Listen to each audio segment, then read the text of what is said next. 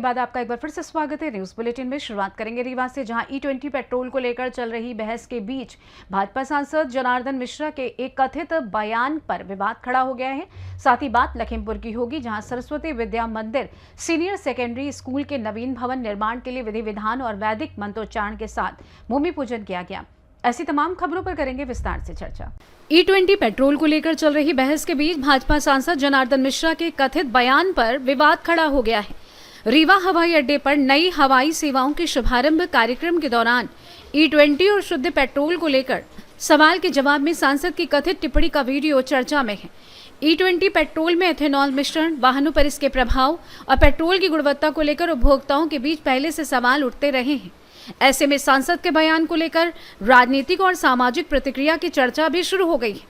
आलोचकों का कहना है कि जनता की चिंताओं का जवाब संयमित और तथ्यात्मक तरीके से दिया जाना चाहिए। शुद्ध पेट्रोल तो बाप कहीं से आई, 20% हमारे यहाँ तेल होता है, 80% विदेश से ले ही थे। ओहू माँ इस समय लड़ाई छिड़ गए है, होरमुज बंद है, यहीं पंचे हूती वाले और बंद कर दी नहीं थे। 18,000 किलोमीटर के चक्कर लगा के तेल मिल रहा है। और जब मोदी जी कहा था कि एथेनॉल मिला 20%, तो आंदोलन हो रहा कि नहीं एथेनॉल न चली, केवल शुद्ध पेट्रोल चली।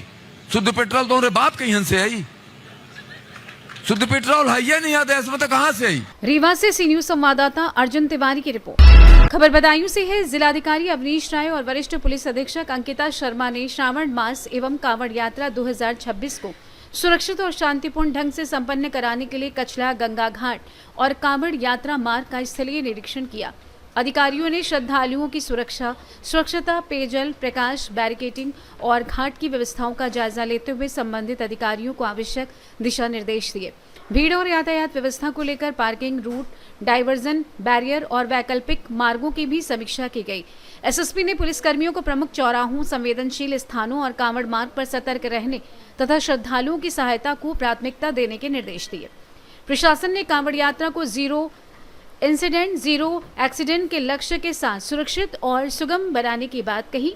इस दौरान एडीएम ई अरुण कुमार, एसडीएम सदर साई आश्रित शकमुरी, अपर पुलिस अधीक्षक ग्रामीण हृदय कठेरिया, अपर पुलिस अधीक्षक नगर अभिषेक कुमार सिंह, क्षेत्राधिकारी उझानी सुनील कुमार सिंह सहित अन्य अधिकारी एवं कर्मचारी गण उपस्थित रहे। बदायूं से सी न्यूज संवाददाता आकाश तोमर की रिपोर्ट। आलापल्ली सिरोंचा को जोड़ने वाली NH 353 की बदहाल स्थिति से वाहन चालक और यात्री परेशान हैं। बारिश के कारण सड़क पर जगह जगह गड्ढे, कीचड़ और उखड़ा हुआ मुरुम जमा हो गया है, जिससे आवागमन मुश्किल हो गया है और हादसों का खतरा भी बढ़ गया है। स्थानीय नागरिकों और वाहन चालकों का कहना है कि सड़क की खराब स्थिति को लेकर कई बार आंदोलन और रास्ता रोको दिया जा चुका है, लेकिन अब तक स्थायी समाधान नहीं निकला। लोगों ने प्रशासन से जल निकासी की व्यवस्था के साथ गुणवत्तापूर्ण सड़क निर्माण और गड्ढों की तत्काल मरम्मत कराने की मांग की है। गढ़चिरौली से सी न्यूज संवाददाता संजय यमसलवान की रिपोर्ट। हापुड़ में कांवड़ यात्रा के दौरान आस्था और सेवा का अनोखा संगम देखने को मिला। आरोग्य अस्पताल के चिकित्सक डॉक्टर पराग शर्मा पिछले 11 वर्षों से कांवड़ियों की सेवा के लिए शिविर लगा रहे हैं। इस वर्ष भी शिविर में शिव भक्तों के लिए चिकित्सा सुविधा, भोजन, पेयजल, स्नान और विश्राम की व्यवस्था की गई है। चिकित्सकीय टीम ने लंबी पैदल यात्रा से परेशान कांवड़ियों के पैरों में पड़े छालों, दर्द और थकान का उपचार किया।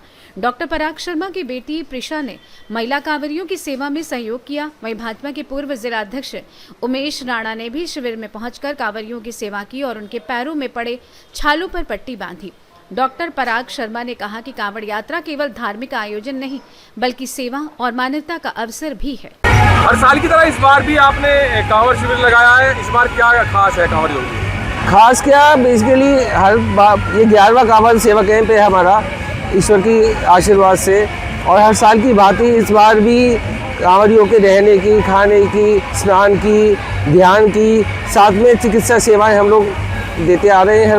हर साल की भांति इस बार भी हम लोग यही दे रहे हैं। आपके शिविर में सबसे बड़ी चीज़ देखी जा रही है, जो चोटिल कांवड़ियाँ हैं उनका ट्रीटमेंट बहुत अच्छा हो रहा है। देखिए, हॉस्पिटल है बगल में, सारी सुविधाएँ हैं, तो ये लाभ डेफिनेटली हमें मिल रहा है, ताकि हम लोग ये सुविधा अच्छी तरह से दे पा रहे हैं। डॉक्टर साहब, कांवड़ियों के लिए क्या शिविर ही है या अस्पताल भी आपका खुला हुआ है? अस्पताल भी खुला रहता है। आप देखेंगे रात को जब विश्राम करने का टाइम होता है तो पूरी लॉबी सेटेलाइज एसी है, पूरी लॉबी खोल दी जाती है, कांवरिए अब गद्दे डाल दिए जाते हैं जिसमें कांवरिए रात को आराम से विश्राम करते हैं, सोते हैं, सुबह नहा धोके जल चलाने जाते हैं। बेटा आप कांवरियों का दुख जो है, दर्द वो दूर कर रहे हैं, किस तरह सेवा कर रहे हैं? मैं पहली बात तो बहुत बड़ी शिव की भक्त हूँ और मुझे कांवरियों की सेवा करने में बहुत आनंद मिलता है, ये मेरा पर्सनल इंटरेस्ट है। सेकंड थिंग वाज दैट यहाँ पे कई सारी फीमेल्स थी जिनके पैरों में छाले पड़ रखे थे, तो मुझे उनके इलाज करने में या फिर उनकी सहायता करने में बहुत आनंद मिला। लगभग कितने यहाँ पर चोट की कांवरियाँ हैं? यहाँ पे हर दूसरे कांवरिया के चोट लगी है। आपके शिविर में किस तरह की सुविधाएं हैं? हमारे में यहाँ पे मैं खास करके महिलाओं की सहायता कर रही हूँ। उनके पैरों में छाले, वह उनकी नर्व्स जो यहाँ पे पैरों में जो नर्व्स हैं उसमें बहुत ज़्यादा तनाव है, तो उस वजह से मैं उनके मूव लगा रही हूँ, उनके पट्टी बांध रही हूँ, वह उनको जल दे रही हूँ और उन पे फूल की वर्षा भी कर रही हूँ। तो मैं जितना अपना बेस्ट दे सकती हूँ मैं उसकी कोशिश कर रही हूँ। मैं एक शिव भक्त हूँ, तो मैं ये ड्यूटी बहुत अच्छे से निभाना चाहती हूँ। हापुड़ से सी न्यूज़ संवाददाता सचिन सागर की रिपोर्ट। वीर कुंवर सिंह विश्वविद्यालय आरा द्वारा न्यू राजकीय डिग्री कॉलेज गुड़िया नुआव में 12 शिक्षकों की नियुक्ति की गई है। इनमें से 8 शिक्षकों ने सोमवार को प्राचार्य डॉक्टर संजय कुमार त्रिपाठी की उपस्थिति में पदभार ग्रहण किया। पदभार ग्रहण करने वालों में मोहम्मद सैफ राजनीति विज्ञान, नेहा कुमारी पांडे अंग्रेजी, दिविशा राय समाजशास्त्र, पूजा सिंह हिंदी, तनुप्रिया दुबे इतिहास, डॉक्टर दीपक कुमार अर्थशास्त्र, डॉक्टर अंकित दुबे हिंदी और डॉक्टर अंशुका सिंह राजनीति विज्ञान शामिल हैं। प्राचार्य डॉक्टर संजय कुमार त्रिपाठी ने बताया कि राजनीति विज्ञान और हिंदी विभाग में 2-2 अन्य विभागों में 1-1 शिक्षक की नियुक्ति हुई है। सभी नवनियुक्त शिक्षकों का नियम अनुसार योगदान करा लिया गया है। शिक्षकों की नियुक्ति से क्षेत्र के लोगों में खुशी का माहौल है। नुआव से सीनू संवाददाता नमो नारायण चतुर्वेदी की रिपोर्ट। मैगलगंज खीरी में सरस्वती विद्या मंदिर सीनियर सेकेंडरी स्कूल इटारा मैगलगंज के नवीन भवन निर्माण के लिए विधि विधान और वैदिक मंत्रोच्चारण के साथ भूमि पूजन किया गया। कार्यक्रम में क्षेत्रीय विधायक विद्या भारती के पदाधिकारी, विद्यालय परिवार और क्षेत्र के गणमान्य लोग मौजूद रहे। भूमि पूजन के दौरान विद्यालय की उन्नति, विद्यार्थियों के उज्जवल भविष्य और शिक्षा के क्षेत्र में नई उपलब्धियों की कामना की गई। अतिथियों ने विद्यालय की शिक्षा और संस्कार आधारित कार्य प्रणाली की सराहना करते हुए नवीन भवन निर्माण को शिक्षा के विकास की दिशा में महत्वपूर्ण कदम बताया है। मैगलगंज खीरी से सी न्यूज़ संवाददाता अवनीश गुप्ता की रिपोर्ट। ठाकुरद्वारा में अगस्त क्रांति दिवस पर नगर कांग्रेस कमेटी कार्यालय में बैठक आयोजित की गई। नगर अध्यक्ष शमीम अहमद चौधरी ने भारत छोड़ो आंदोलन और महात्मा गांधी के करो या मरो के नारे के ऐतिहासिक महत्व पर प्रकाश डाला। इसके बाद कांग्रेस कार्यकर्ताओं ने नगर में कैंडल मार्च निकालकर ब्लॉक परिसर स्थित शहीद स्मारक पहुंचकर शहीदों को श्रद्धांजलि अर्पित की।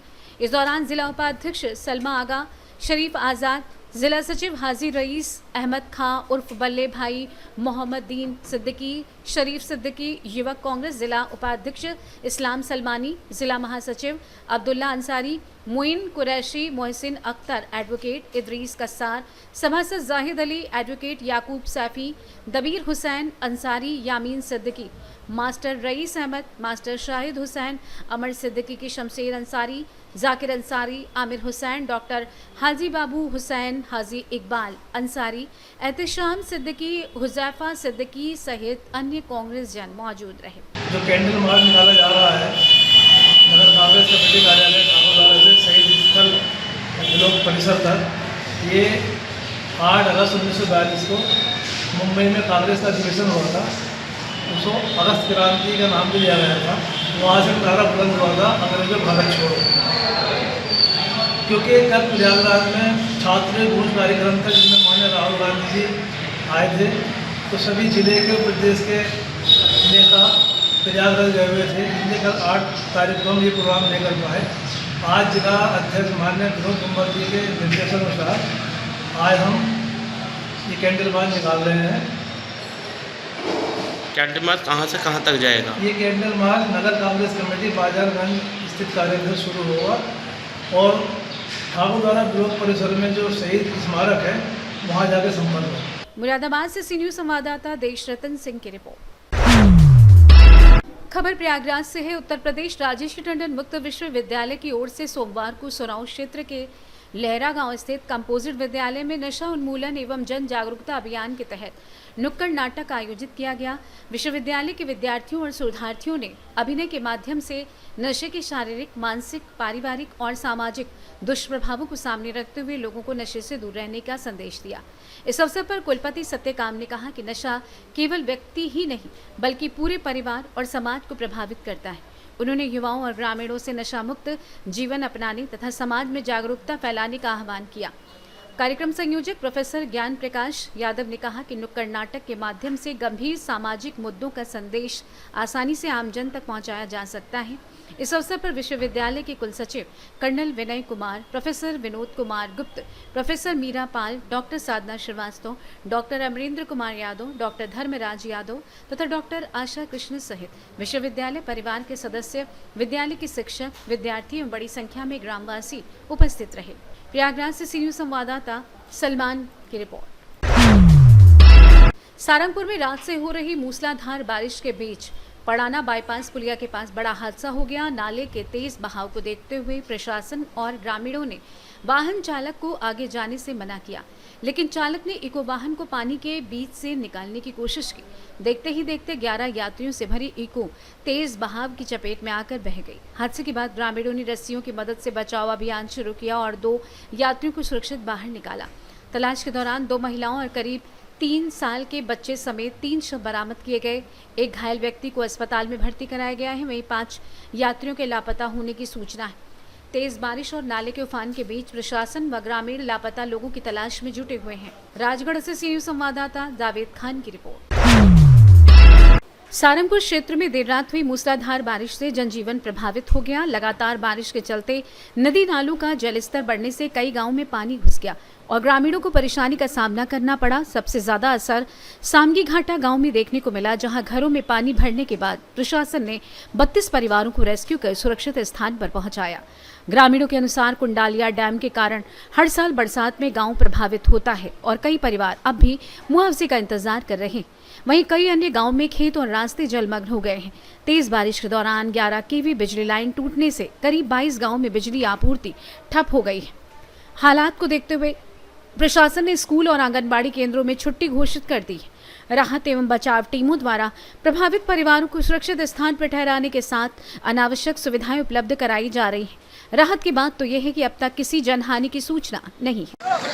बहुत गंभीर समस्या है, सरकार सुनने का नाम नहीं ले रही है। फिर सरकार को लाभ देकर बताओ। ये बहुत गंभीर समस्या है। तहसीलदार मैडम आई है, उन्होंने भी हमारी फरियाद नहीं सुनी है। और ये देखो हमारे घर बाहर हमारे गेहूं सब डूब गए हैं, हमारी कोई नहीं सुन रहा है। हमारा खाने का मोदी जी ने अडानी का पानी बेच दिया है। क्या नाम आपका? दिलकार सिंह नाम है। क्या समस्या है? मेरे गाँव पानी घुस गया। गाँव का नाम बताओ। कौन सा गाँव है? सामगी घाटा।